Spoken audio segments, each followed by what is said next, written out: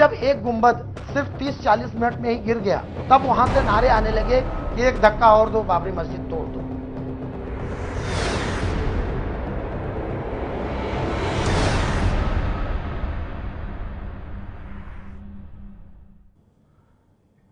ABP news पर बड़ी पेशकश। अयोध्या में 6 दिसंबर 1992 को विवादित ढांचा गिराया गया था।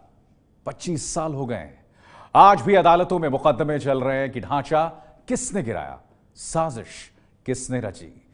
बीजेपी के बड़े बड़े नेता मुकदमों में उलझे हुए हैं। आज इस समय एबीपी न्यूज पर हम करने जा रहे हैं एक बड़ा खुलासा, और खुलासा यह है कि ढांचे का विध्वंस गिराना सिर्फ जनाक्रोश नहीं था, इसकी पहले से तैयारी थी, पहले प्लान बना हुआ था, पहले से ट्रेनिंग कार सेवकों को दी गई थी, और सबसे बड़ी बात, आडवाणी, जोशी, उमा भारती जैसे बड़े बीजेपी नेताओं को इसकी जानकारी थी। एबीपी न्यूज पर यह खुलासा किया है विवादित ढांचा केस के सबसे बड़े आरोपी और 1992 में यूपी शिवसेना के अध्यक्ष रहे पवन पांडे ने।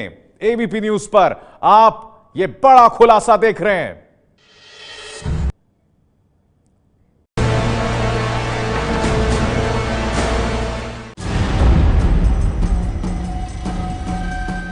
छह दिसंबर 1992 आजाद हिंदुस्तान के इतिहास में यह काली तारीख मानी जाती है। इसी दिन अयोध्या में हिंदू कार सेवकों ने विवादास्पद बाबरी मस्जिद का ढांचा ढहा दिया था। इस घटना ने देश के राजनीतिक और सामाजिक ताने बाने को झकझोर कर रख दिया था। आजाद भारत की सबसे संवेदनशील घटनाओं में से एक इस घटना के करीब 25 साल गुजर गए, लेकिन आज भी इस मुद्दे की गूंज भारत की राजनीति में बार बार सुनाई देती है। 6 दिसंबर 1992 को बाबरी मस्जिद के विवादास्पद ढांचे को क्या लाखों की भीड़ ने अचानक ढहा दिया था, या इसके पीछे कोई गहरी साजिश रची गई थी? इस सवाल का जवाब आज तक नहीं मिला। 6 दिसंबर 1992 को अयोध्या में विवादित ढांचा अनायास गिरा या कार सेवक या तथाकथित राम भक्तों की यह सोची समझी साजिश थी? इसको लेकर फिलहाल मामला बेहद सरगर्म है। कारण है कि अदालत ने रायबरेली और लखनऊ के 2 मामलों को एक साथ मर्ज कर दिया है, और उसमें यह बीजेपी की तरफ से तर्क दिया जा रहा है कि वहां पर राम भक्त इकट्ठे हुए थे और उन्होंने आक्रोश में आकर उनको संभाला नहीं जा सका, जबकि दूसरे पक्ष का कहना है कि यह सोची समझी साजिश थी, जैसा कि कुछ जांच एजेंसियां भी कह रही हैं। क्या विवादास्पद ढांचे को गिराने के षड्यंत्र में बीजेपी के दिग्गज नेता लाल कृष्ण आडवाणी, मुरली मनोहर जोशी और उमा भारती सहित बाकी हिंदू नेता शामिल थे? इन पर करीब 25 साल बाद सुप्रीम कोर्ट ने साजिश का केस चलाने का फैसला लिया है। लेकिन टेलीविजन के इतिहास में पहली बार वो शख्स एबीपी न्यूज पर आज हाजिर है जिसका दावा है कि वो बाबरी मस्जिद के विवादास्पद ढांचे को गिराने में सबसे आगे था।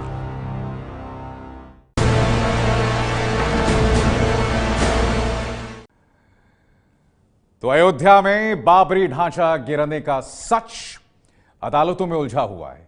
6 दिसंबर को जो हुआ उससे बीजेपी और विश्व हिंदू परिषद जनाक्रोश का नाम देते रहे हैं, लेकिन विध्वंस केस के सबसे बड़े आरोपी पवन पांडे का दावा है कि सबकी स्क्रिप्ट लिखी हुई थी, सबको मालूम था कि क्या होने वाला है। 25 साल बाद पहली बार टेलीविजन पर आप सुनने वाले हैं सबसे बड़े आरोपी पवन पांडे और उसके चौंकाने वाले बयानों को।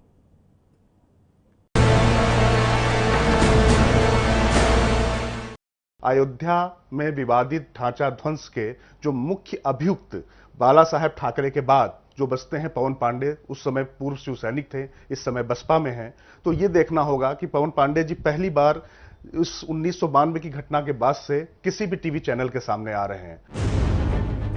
यह पूर्व विधायक पवन पांडे जिस समय अयोध्या आंदोलन चरम पर था, उस समय पवन पांडे उत्तर प्रदेश शिवसेना के अध्यक्ष थे। 1986 में बाला साहेब ठाकरे के सामने पांडे ने शिवसेना की सदस्यता ग्रहण की थी। बाल ठाकरे पवन पांडे को उद्धव और राज ठाकरे के बाद अपना तीसरा बेटा मानते थे।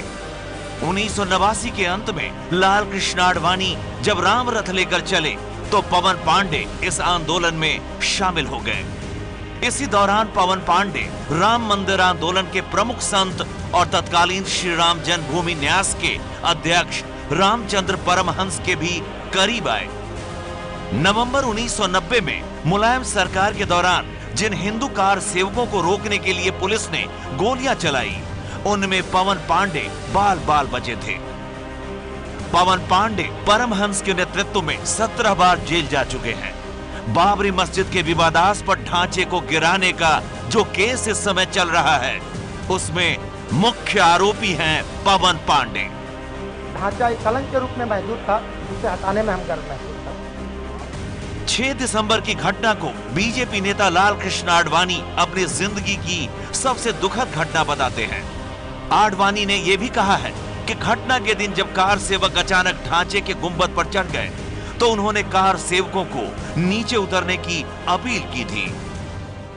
कुछ लोग माइक से रोकने का प्रयास कर रहे थे, ये बात सही है। कौन लोग थे वो लोग? वो नेता लोग ही थे, मैं उनका नाम नहीं जानता कौन कौन लोग, क्योंकि मैं तो ढांचे के पास था, वो मुझसे 500 मीटर दूरी पे थे।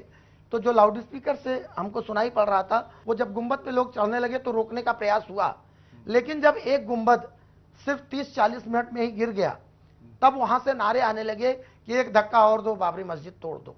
उसमें उमा भारती जी की भी आवाज हमने सुनी थी और तमाम लोगों सुनी थी, लेकिन मैं सही से नहीं बता सकता कौन कौन लोग थे। बीजेपी के बड़े नेता शुरू से कहते रहे हैं कि कार सेवकों ने आक्रोश में विवादास्पद ढांचे को गिरा दिया, जिसके पीछे कोई साजिश नहीं थी। लेकिन पवन पांडे ने किया है एक बहुत बड़ा खुलासा। पांडे का कहना है कि बाबरी मस्जिद के विवादास्पद ढांचे को गिराने की सोची समझी रणनीति बनाई गई थी। जो बात ये कही जा रही है कि ये सोची समझी थी या नहीं थी, ये पूरी योजना थी। ये बात सही है कि जिस तरह की योजना थी, वो योजना के साथ साथ यहाँ जो जनमानस इकट्ठा हुआ था 6 लाख से अधिक की संख्या में, वहाँ जब कहा गया कि प्रतीकात्मक कार सेवा की जाएगी 500 मीटर की दूरी पर, 400 मीटर की दूरी पर, तो जन आक्रोश हुआ और लोग गए। लेकिन जो ट्रेंड लोग थे वह पीछे की तरफ से गए, जिधर किनारा था, जिधर गिरना था, और बाकी लोग आगे की तरफ से गुंबद पे चढ़ गए। उसमें आप भी थे जब वो ट्रेंड लोग गए, तो आप गए थे उसमें? हम भी आंदोलन में थे और हम भी उस गुंबद पे गए थे। विवादास्पद ढांचे को गिराने में शामिल पवन पांडे बताते हैं कि देखते ही देखते कार सेवकपुरम से योजना के तहत गुंबद को गिराने के लिए सारे औजार घटना स्थल तक पहुंचा दिए गए। जिस तरह की योजना बनाई गई थी, उसी के तहत कार सेवकपुरम से जो औजार इकट्ठा किए गए थे, फावड़े, बल्चे, छीनी, वो चीजों से पीछे उसमें सेंध काटी गई दीवार में। और पहला जो गुंबद है वो 11:30 बजे से गिरना शुरू हुआ। 11:50 पे करीब पहला ही गुंबद गिर गया। 3 घंटे में ही सब नस्तनाबूत हो गया। ये देखते ही देखते, जबकि ऐसा सोचा नहीं गया था इतनी जल्दी ये कण की तरह बिखर जाएगा, और वो बिखर गया। सारा जनमानस आक्रोश के रूप में उस कलंक को मिटा दिया। और उसमें जो शिलापट था, मीर बाकी जो उसका निर्माता था, वो शिलापट हम सभी लोग, जैसी पहले योजना थी कि हम लाएंगे, वह शिलापट 2 खंडों में टूट गया था। उसका एक हिस्सा 1/3 का वहां छूट गया और 2 हिस्सा हम लोग अपने साथ ले गए। तो वो जो बचा हुआ शिलापट है, जो हिस्सा है, वो इस समय कहां पर है? वो शिलापट हम उन कारसेवकों के पास है, जिसमें से मैं भी एक हूं।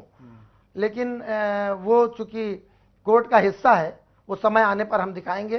तमाम पत्र पत्रिकाओं में उसकी फोटो छप चुकी है और मेरे ऊपर उस पर चार्जशीट भी फ्रेम की जा चुकी है सीबीआई के द्वारा। यह शिलापट हम अपनी गाड़ी पर रख के ले गए थे। तो वो शिलापट अभी भी आपके पास है? मैं साफ साफ सवाल आपसे पूछ रहा हूं। हाँ, वो शिलापट हमारे पास है और समय आने पर हम उसे प्रस्तुत करेंगे। तो बाबरी मस्जिद के विध्वंस की अगर साजिश रची गई थी तो जाहिर है उसकी रणनीति भी बनी होगी। पवन पांडे का दावा है कि 6 दिसंबर 1992 को जो कुछ हुआ, उसकी तैयारी कई सालों से चल रही थी। जी हां, सही सुना आपने, इसकी तैयारी कई सालों से चल रही थी।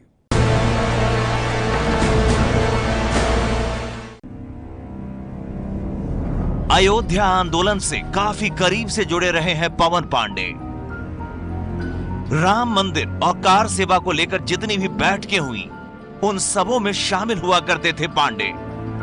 बाबरी मस्जिद के विवादास्पद ढांचे के गिराने के मुख्य आरोपी पांडे का दावा है कि 1990 में ही गुप्त बैठकों में यह तय हो गया था कि जिस ढांचे को लेकर विवाद है उसके साथ क्या करना है।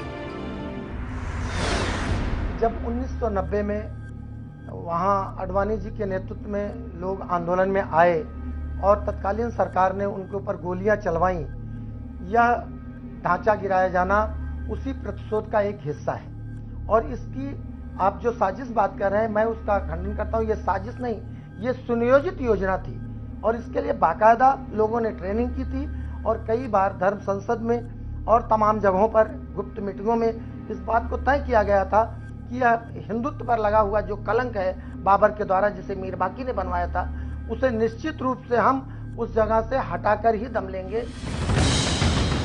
पांडे की माने तो कार सेवकों को 1991 से लेकर 1992 तक ढांचे को गिराने की ट्रेनिंग दी गई। पांडे को आज भी याद है कि कार सेवकों को कहां-कहां और किस तरह से ट्रेनिंग दी गई थी। तो क्या बीजेपी की तरफ से जो तर्क दिए जा रहे हैं या जो विहिप की तरफ से तर्क दिए जाते रहे हैं कि नहीं वहां पर लोग इकट्ठे हुए थे, इसको एक झटके में आक्रोश, तात्कालिक आक्रोश की परिणति थी, तो क्या आप इसका खंडन कर रहे हैं? मैं बिल्कुल इस बात का खंडन करता हूं, क्योंकि ये सारे लोग उसमें शामिल थे। ये क्यों कह रहे हैं मैं नहीं जानता, उसमें पहले से सुनियोजित था और इसके लिए बाकायदा 1991 से लेकर 1992 तक कई जगहों पर ट्रेनिंगें हुई थी और इसके लिए लोग निर्धारित किए गए थे और वह समय समय पर यह तय किया गया था कभी मीर बाकी का पत्थर निकालने के लिए, फिर ढांचा को गिराने के लिए। देखिए, वह प्रशिक्षण पूरे भारतवर्ष में, महाराष्ट्र में और खासतौर पे मध्य प्रदेश और उत्तर प्रदेश में हुआ था।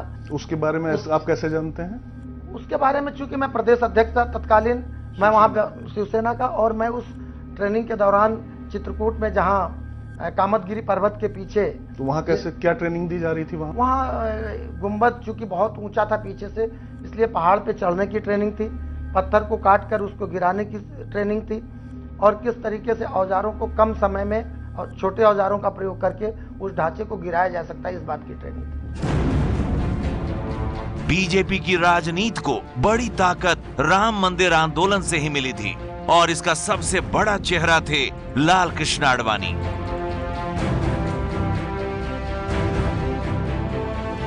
सितंबर 1990 में उन्होंने राम जन्मभूमि आंदोलन को आगे बढ़ाते हुए दक्षिण से अयोध्या तक लंबी रथ यात्रा शुरू की थी। सीबीआई की मूल चार्जशीट के मुताबिक आडवाणी अयोध्या में विवादित बाबरी मस्जिद गिराने की साजिश के मुख्य सूत्रधार थे, जो अक्टूबर 1990 में शुरू होकर दिसंबर 1992 तक चला। चार्जशीट के मुताबिक आडवाणी ने 6 दिसंबर को कहा था कि आज कार सेवा का आखिरी दिन है और कार सेवक आज आखिरी बार कार सेवा करेंगे। पांडे का भी कहना है कि आडवाणी को घटना के बारे में पहले काफी कुछ जानकारी दी गई थी। आप प्रशिक्षण की बात लगातार कर रहे हैं, इस प्रशिक्षण के बारे में क्या लाल कृष्ण आडवाणी, मुरली मनोहर जोशी, विनय कटियार या कल्याण सिंह या उमा भारती, इन लोगों को इस बारे में कोई जानकारी थी क्या? बैठकों में इस बात की जानकारी दी गई थी शिवसेना सांसद तत्कालीन मोरेश्वर सावे के द्वारा कि 2500 लोग हमारे नौजवान इस बात की ट्रेनिंग ले रहे हैं कि इस ढांचे को हम किस तरह से गिराएंगे। तो आपको लगता है कि इन लोगों ने बाद में जब वहां पर बाबरी ध्वंस हो गया उसके बाद क्या अपनी बात से पलट गए? ये लोग पहले शामिल थे इसमें? चूंकि मामला न्यायालय में है, ये बात ये क्यों नहीं स्वीकार कर रहे हैं ये तो मैं नहीं कह सकता, लेकिन मैं अपने हृदय से जिस बात को जानता हूं वह सच्ची घटना को कहूंगा। मैंने कभी अदालत में इस बात से नकारा नहीं है, मैं सीधे सपाट शब्दों में इस बात को स्वीकार करता हूं और जरूरत पड़ेगी तो अदालत में इस बात को दोबारा भी कहूंगा। लाल कृष्ण आडवाणी हमेशा इस बात से इनकार करते रहे हैं कि विवादास्पद ढांचा गिराए जाने के पीछे किसी तरह की कोई साजिश रची गई थी। पवन पांडे का कहना है कि वो नहीं जानते आखिर सब कुछ जानते हुए आडवाणी ऐसा क्यों कह रहे हैं। ये है एबीपी न्यूज, आपको रखे आगे।